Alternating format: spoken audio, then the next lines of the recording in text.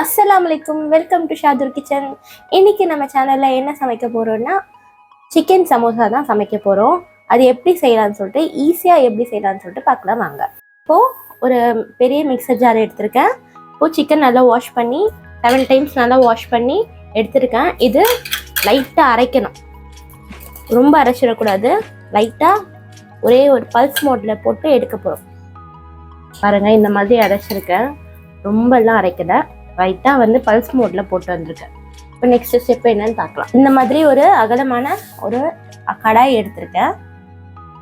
இந்த கடாயில் இப்போது பெரிய சைஸு 2 வெங்காயம் ஸ்லைஸ் பண்ணி சேர்த்துருக்கேன். இப்போது ஒரே ஒரு பச்சை மிளகா, அதுக்கப்புறம் கொத்தமல்லி கொஞ்சமாக எடுத்து நல்லா சாப் பண்ணி ரெண்டுமே இந்த வெங்காயத்திலே சேர்த்துக்கலாம், அந்த கடாயிலே சேர்த்துக்கலாம்.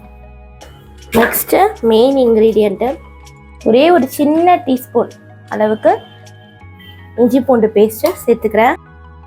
ஒரு அரை டீஸ்பூன் அளவுக்கு மிளகாத்தூள், 1 டீஸ்பூன் அளவுக்கு தனியாத்தூள், ஒரு 1/4 டீஸ்பூன் அளவுக்கு மஞ்சள் தூள், 3/4 டீஸ்பூன் அளவுக்கு கரம் மசாலா. நம்ம அரைச்சி வச்ச சிக்கன் சேர்த்துக்கலாம். இதுலேயே 300 கிராம் அளவுக்கு சிக்கன் எடுத்திருக்கேன். 1 டீஸ்பூன் அளவுக்கு உப்பு சேர்க்குறேன்.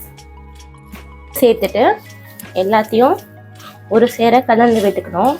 நம்ம சேனலை இன்னும் சப்ஸ்கிரைப் பண்ணாதவங்க கண்டிப்பாக சப்ஸ்கிரைப் பண்ணிக்கோங்க. அதுக்கப்புறம் பெல் ஐக்கானையும் கிளிக் பண்ணிக்கோங்க. இந்த மாதிரி இஃப்தார் ரெசிபி என்னென்ன வேணும்னு சொல்லிட்டு கமெண்ட்டில் சொல்லுங்கள். ஒரே ஒரு டீஸ்பூன் அளவுக்கு எண்ணெய் சேர்த்து ஸ்டவ் ஆன் பண்ணி இந்த கடாயை எடுத்து அப்படியே வச்சிடலாம். நம்ம தண்ணிக்குன்னு எதுவுமே சேர்க்க தேவை. சிக்கன்லேயே தண்ணி வந்து ஊறி வரும், அதனால் எதுவுமே நம்ம சேர்க்க போகிறதில்ல. மீடியம் ஃப்ளேமில் வச்சு அப்படியே கொஞ்சம் நேரம் குக் பண்ணணும். ஒரு 5 மினிட்ஸ் குக் பண்ணால் போதும். இந்த சமோசாக்குள்ளே வைக்கிற ஸ்டஃபிங் ரெடி ஆகிடும், அவ்வளோதான். ஒரு 5 மினிட்ஸ்க்கு வச்சு ஆஃப் பண்ணிடணும்.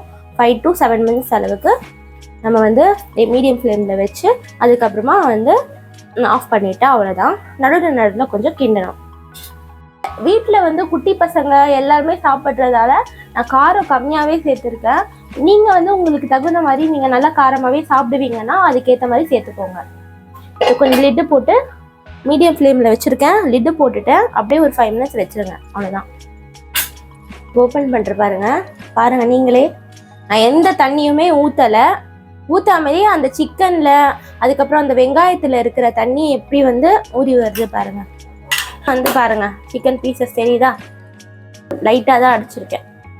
லைட்டாக நம்ம கட் பண்ணி கூட போடல, மிக்சியில் போட்டு லைட்டாக அடித்தேன். அதுவே வந்து அழகாக வந்துருக்கு பாருங்கள். இந்த மாதிரி வந்து சங்கியாக சாப்பிடும்போது சங்கியாக இருந்துச்சுன்னா சமோசாவில் டேஸ்ட்டாக இருக்கும். அதுக்காக தான் இந்த மெத்தடில் செஞ்சேன். இந்த ஸ்டஃபிங் வந்து நீங்கள் ஸ்டஃப் பண்ணி கூட ஒரு 1 வீக் வச்சுக்கலாம். இல்லைன்னா இந்த ஸ்டஃபிங் வந்து எடுத்து ஒரு ஏர்டைட் கண்டெய்னரில் போட்டுட்டு நீங்கள் ஃப்ரீஸ் பண்ணி கூட வச்சுக்கலாம். அது தேவைப்படும் போது கொஞ்சம் நேரம் எடுத்து வெளியில் வச்சு அது யூஸ் பண்ணிக்கலாம். நீங்கள் ரோலில் வச்சுக்கலாம், அதுக்கப்புறம் ஷீட்டில் வச்சுக்கலாம், இல்லை சமோசாவில் டோ பண்ணி அதில் ஸ்டஃப் பண்ணி கூட நீங்கள் பண்ணலாம். அது உங்களுடைய இஷ்டம், எப்படி பண்ணாலுமே இது டேஸ்ட்டாக தான் இருக்கும். நான் காரம் இன்றைக்கி கம்மியாக போட்டிருக்கேன், பார்த்துக்கோங்க. நான் உப்பு மட்டும் செக் பண்ணிக்கிறேன். எனக்கு கரெக்டாக இருக்குது, உப்பு எல்லாமே கரெக்டாக இருக்குது. நீங்கள் ஸ்டஃப் பண்ணும்போது சீஸும் சேர்த்துக்கலாம், ரொம்ப செம்மையாக ரொம்ப டேஸ்ட்டாக இருக்கும். இதில் சீஸ் சேர்த்து பண்ணிங்கன்னா ரொம்ப டேஸ்ட்டாக இருக்கும், செம்ம டேஸ்ட்டாக இருக்கும்.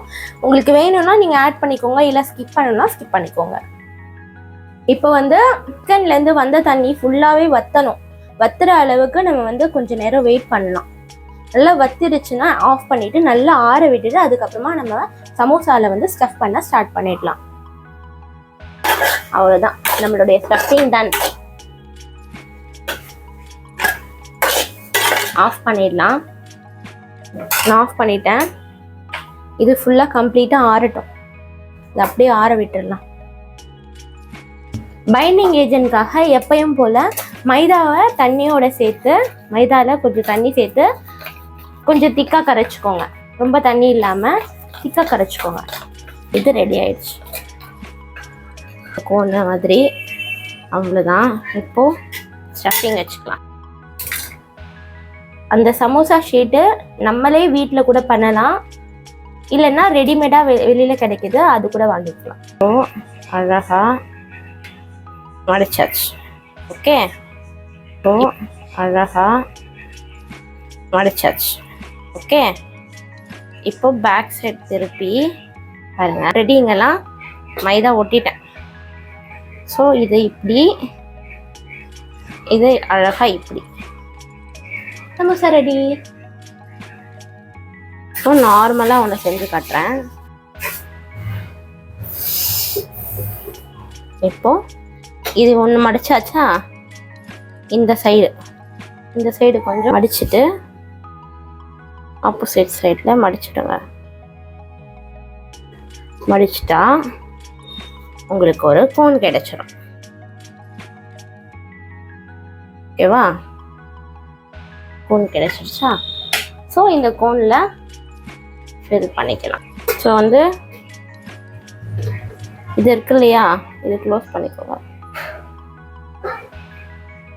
பேலன்ஸ் இருக்கிறதுல இப்படியே இப்போ இப்படி இப்படி இப்படி இப்படி மடிச்சுட்டே போகணும். இப்போ இந்த சைடு மடிச்சாச்சு. ஸோ பேலன்ஸ் இருக்கிறதுல இப்படியே மடிச்சு விட்ருங்க. பாருங்க, அழகா ஒரு சமோசா வந்துருச்சா?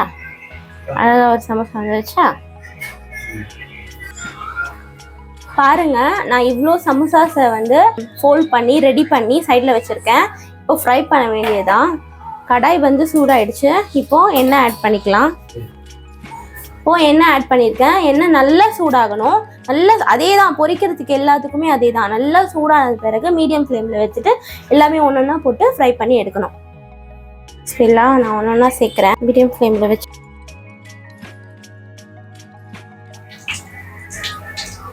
ஃப்ளிப் பண்ணி போடுறேன். இன்னும் ப்ரௌன் ஆகலை, நல்லா முருகலாக ஆகணும். அப்படியே நல்லா அழகான அந்த கோல்டன் ப்ரௌன் கலர் வர வரைக்கும் ஃப்ரை பண்ணி எடுங்க பொறுமையாவே. அழகா சமோசா ஃப்ரை பண்ணி எடுத்தாச்சு. நல்லா மொறுன்னு நம்ம சமோசா ரெடி ஆயிடுச்சு. வாவ், பாருங்க,